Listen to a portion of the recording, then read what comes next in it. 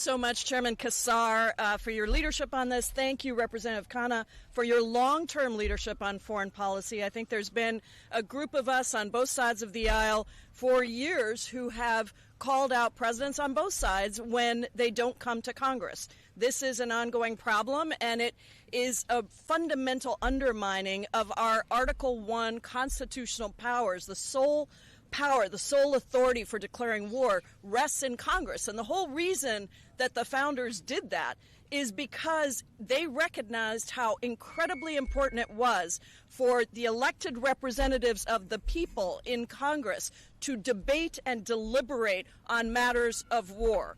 And so this is an undermining of constitutional powers, and it has been bipartisan. I hope it continues to be. I'm grateful to Representative Massey for co-sponsoring this bipartisan agreement.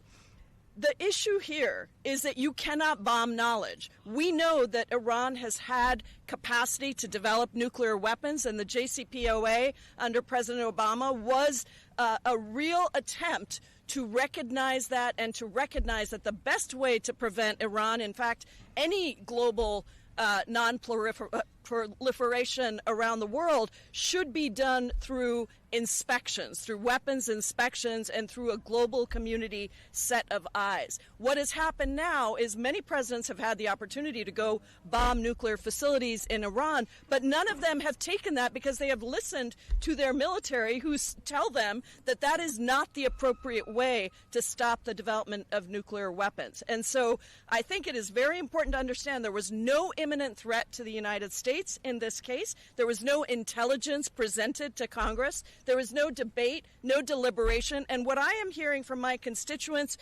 in my district, but across the country, is that people feel betrayed because Donald Trump said he was going to be the president of peace. He said he was going to get us out of wars on day one. And instead, Americans are being dragged into another endless war now between Israel and Iran. It is not our war.